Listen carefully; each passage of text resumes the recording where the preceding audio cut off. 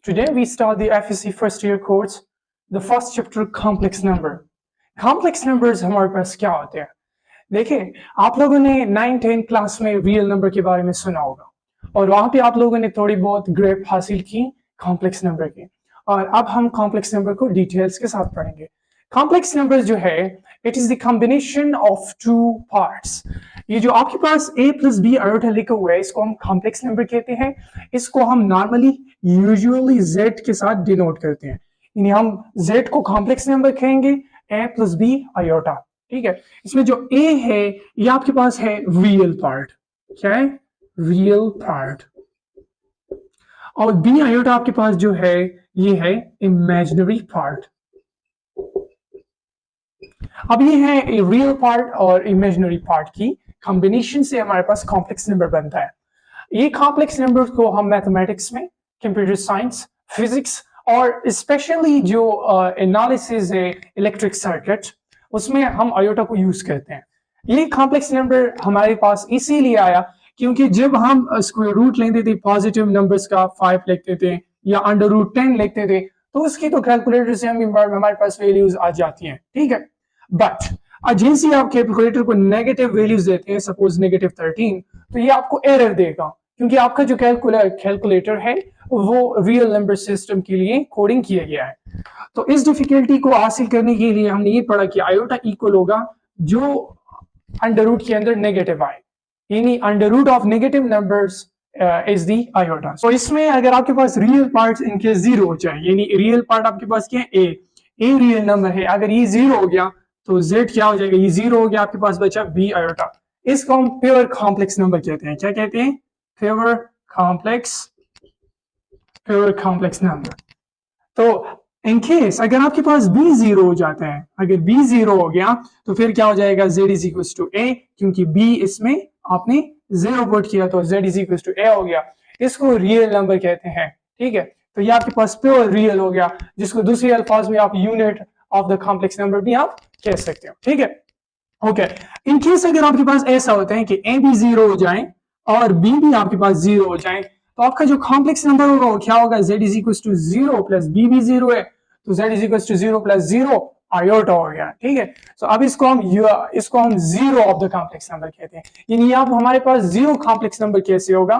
Complex number में zero को हम लिखेंगे जीरो प्लस जीरो आयोटा, और प्योर रियल नंबर आप प्योर कॉम्प्लेक्स जो होगा उसमें आपके पास a जीरो होगा, जीरो है तो इसको हम प्योर रियल भी कहते हैं या फिर यूनिटी भी कहते हैं, क्योंकि यूनिटी हम फिर किसको कहते हैं? 1 को कहते हैं। The consequence definition of iota. Iota बराबर है आयोटा माइनस 1 के। तो कहने का मतलब यह है कि आयोटा की पावर अगर 1 आ जाए तो किसके बराबर होगा? 2, 3, 4 एनी पावर आयोटा, उसकी हमेशा आंसर कहां पे आनी चाहिए? या प्लस होगा या माइनस 1, या फिर उसकी जो रिजल्ट होगी वो पॉजिटिव नेगेटिव आयोटा ही आएगा। तो आयोटा बराबर है स्क्वायर रूट माइनस 1 की। आयोटा स्क्वायर किसके बराबर हो जाएगा? शाबाश, इसकी हम स्क्वायर ले लें, स्क्वायर रूट। तो दोनों साइड हमने स्क्वायर ली, स्क्वायर और स्क्वायर रूट को हम कैंसिल करते हैं, तो आयोटा स्क्वायर बराबर है माइनस 1 की। स्क्वायर रूट और स्क्वायर कैंसिल हो गए। सिमिलरली अगर हम बात कर लें आयोटा की पावर 3 की, तो इसको हम लिख सकते हैं कि आयोटा टाइम्स आयोटा स्क्वायर, क्योंकि हमें पता है, हमने ये पढ़ा हुआ है बचपन से कि अगर आपके पास x की पावर 5 है, इसको आप लिख सकते हैं x की पावर 2 टाइम्स x की पावर 3, यानी बेसिस सेम है, फिर इनकी पावर को हम ऐड कर देते हैं, तो 2 प्लस 3 एक्सपोनेंशियल प्रॉपर्टी अप्लाई करके x की पावर 5। तो सिमिलरली आप लिख सकते हैं कि आयोटा टाइम्स आयोटा स्क्वायर। अभी हमने देखा कि आयोटा स्क्वायर हमारे पास किसके बराबर होता है? माइनस 1 के। जस्ट आयोटा स्क्वायर की जगह पे आप पुट करें minus 1, so iota times iota square की जगह माइनस 1 आ जाएगा। इससे आयोटा जब मल्टीप्लाई होगा तो माइनस आयोटा आएगा। देखिए, मैंने यही कहा था कि एनी पावर आयोटा उसकी आंसर या फिर प्लस माइनस 1 होगी या प्लस माइनस आयोटा होगी, और इसकी आंसर हमारे पास क्या आ गई?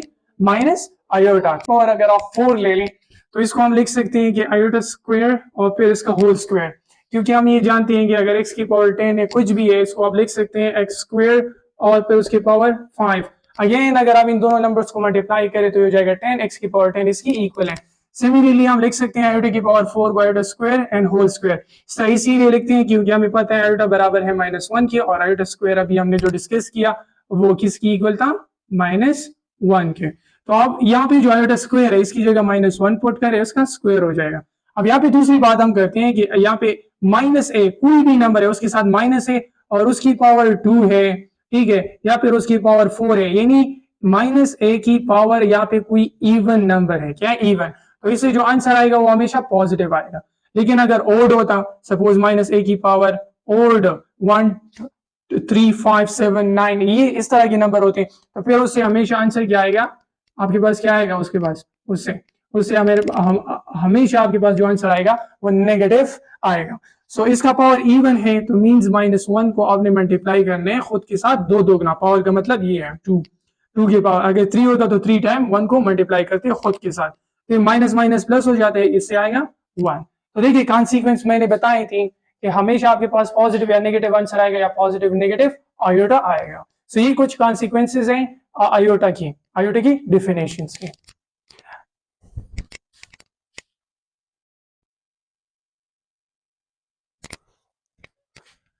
Okay, next we discuss example 1. Write the following in order pairs.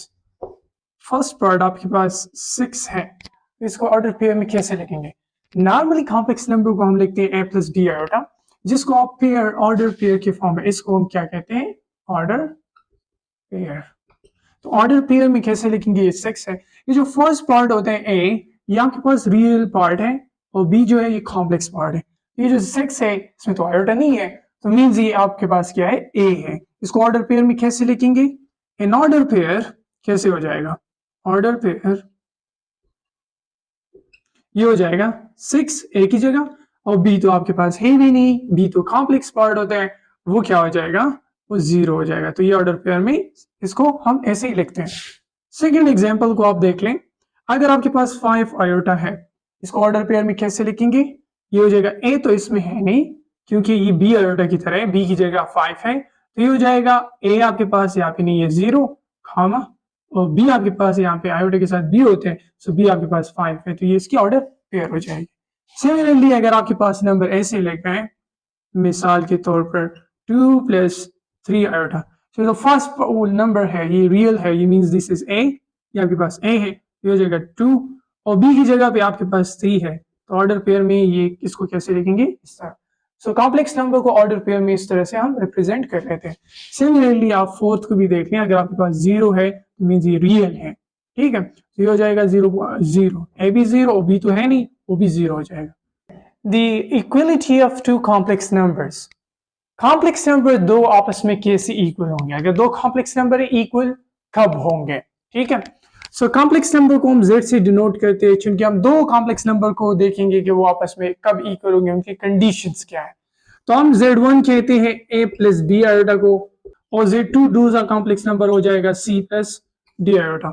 अब ये z1 जो है ये z2 की इक्वल कब होगा? कंडीशन नंबर 1, इन दोनों की जो रियल पार्ट है वो आपस में इक्वल हो, और कॉम्प्लेक्स यानी इमेजिनरी पार्ट जो है वो भी इक्वल हो, तब z is equal to z2 होगा। तो कंडीशन क्या हो गई? यानी real part of z1 should be equal to the real part of z2, ठीक है। सो नेक्स्ट इज दी, इसकी इमेजिनरी पार्ट जो है z1 की, ये इक्वल होगा इमेजिनरी पार्ट ऑफ z2।